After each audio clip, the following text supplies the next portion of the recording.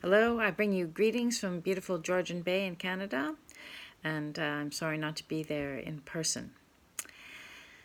So let me begin. Every society has a structure of norms, institutions, laws that organize the way productive work is done and the way that care is provided. The organization of work and care profoundly shapes the relationships that people have with one another and with the natural world. As you'll hear, my co-author and I argue that norms have to change so that no one does paid work more than 30 hours a week and everyone does unpaid care at least 22 hours a week.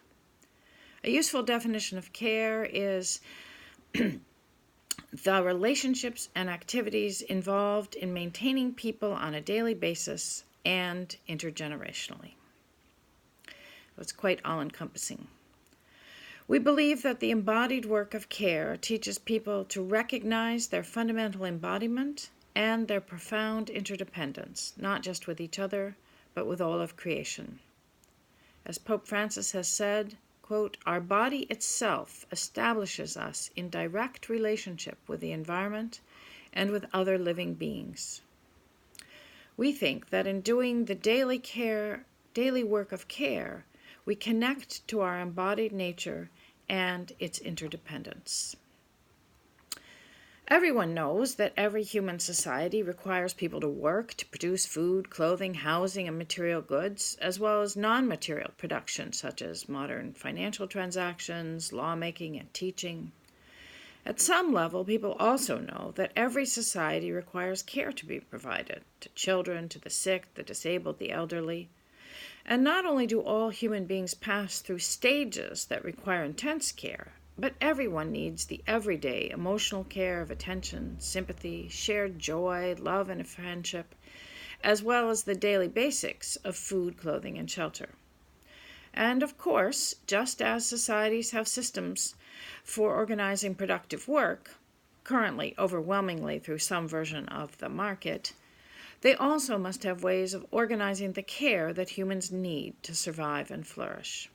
In most societies, a great deal of care is provided by women, not through direct market forces or laws, but through norms that virtually everyone internalizes. These norms generate millions of unpaid hours of labor. Unfortunately, this vital care is not treated with the same respect as work, even though both are essential. The denigration of care spills over to paid care and to all those who do it. Jobs providing care are usually the lowest status with low pay. In almost every society, one finds that those doing care jobs, cooking, cleaning, bathing, toileting, looking after daily needs of children and elderly, are women, immigrants, and members of minorities who are seen as lesser. Both care and those who do it are denigrated. Romanticized stories about how much motherhood is valued do little to provide economic security, respect, or access to high-level decision-making to women who spend their lives providing care.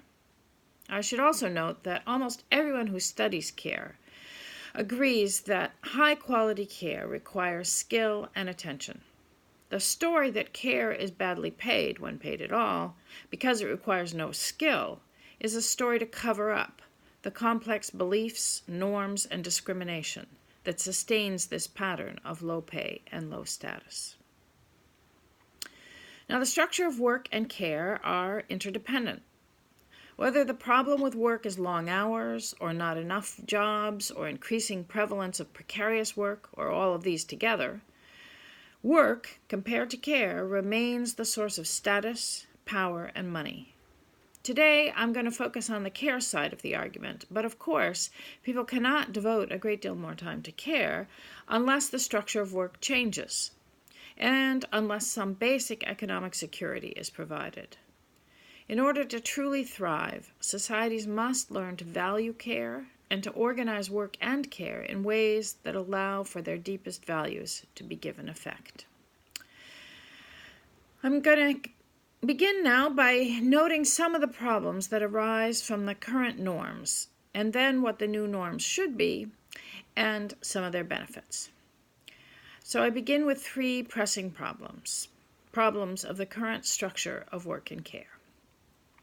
So first is the unsustainable stress on families, with families trying to struggle with the demands of care, the care that families need, and work.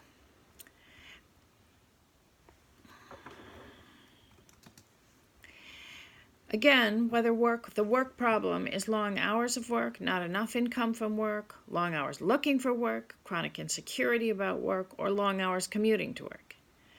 In North America, this is often referred to as a work-family balance problem, but it is usually addressed in the most superficial ways. Suggested minor improvements are in fact urgently needed, such as flexible hours, but they cannot fix the underlying structure of work and care. The aim of our book is to change this pervasive but superficial conversation. The next problem I want to note is inequality. There is persistent inequality for women and others who do care work, but this must be seen in its broadest context.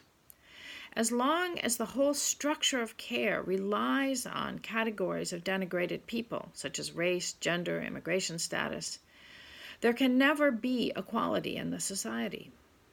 And it's also true that care cannot be equitably distributed or fully revalued in a society structured around inequality, leaving groups of people available to do low-paid and low-status jobs, like care jobs. The denigration of care and of the people who do it are mutually reinforcing. To say it again, equality requires equitable care, and equitable care requires equality. Next, what I call the care policy divide. Most high-level decision makers have had very little experience, direct experience of care, because they've always been too busy and important to waste their time on it. They are ignorant about the care that life requires. They are, therefore, ill-equipped for their jobs. We should no more choose a CEO or elect a government leader who is ignorant of care than we should select someone who has never held a job. This last point is very important because there are solutions to some parts of women's equality and family stress that would do nothing to address the care policy divide. Wages for housework, for example, or adequate pensions for unpaid housewives would not solve the problem of policymakers who are ignorant of care, or the problem of care providers who will never achieve high office. This is also why we think there should be strong norms against division of labor between those who primarily do paid work and those who primarily do unpaid care. As long as there are two categories of people, those who provide care and those who have the status to become policymakers, care will be denigrated and policymakers will be ignorant. And of course, it's not just policymakers who share the widespread denigration of care that distorts policymaking and societal values. The revaluation of care requires that everyone provides care in a sustained way so that they will learn what they need to. Another consequence of the current norms is pervasive sense of time scarcity. This constant sense of never enough time is corrosive of generosity, of the ability to enjoy leisure, family time, time with friends, and time in nature, as well as time for spiritual reflection. And of course, time scarcity generates huge amounts of stress with serious health consequences. The solution we propose is that everyone who is able does paid work part-time, no more than 30 hours a week. We recommend a new form of the norm of family wage or living wage. In the old days, this meant that a man could support himself and his family on 40 hours a week. The new norm would be that employers pay wages that allow a person to support herself and a child on 30 hours a week. The norm for care is that everyone who is able does unpaid care a minimum of 22 hours a week. We have accommodations for people who periodically have to do intense work of long hours, uninterrupted day after day, week after week, such as lawyers or international aid workers. The intense period then is to be followed by time off work to make up the care they weren't able to do. The key here is that one's care obligations do not follow the arc of an individual life. Intense when children are little or parents aging and frail, and then vastly reduced at other times.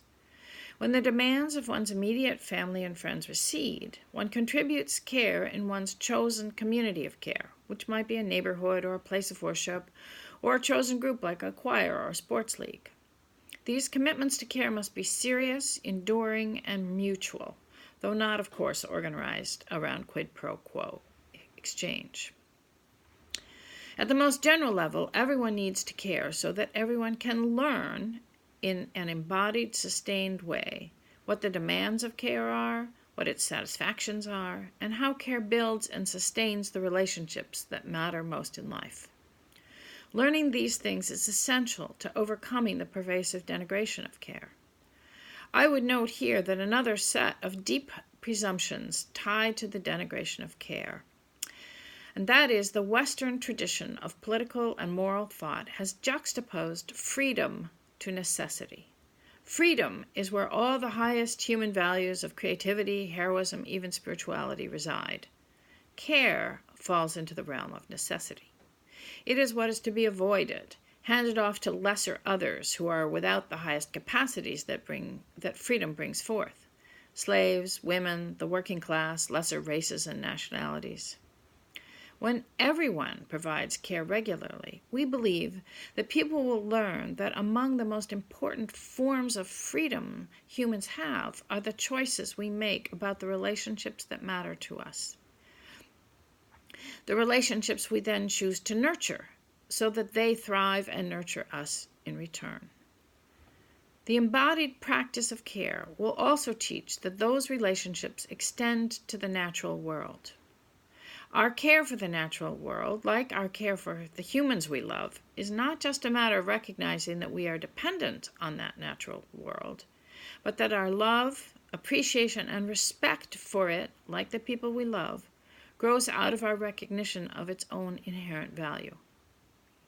Policymakers, voters, and ordinary citizens who are ignorant of the core connection between relationships and care are doomed to make poor choices.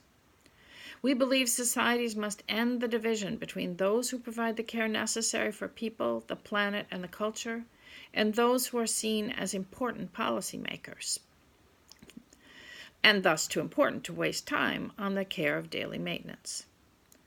Only getting rid of this division can bring the transformation in the value of care and the knowledge brought by care to both policymakers and the general population.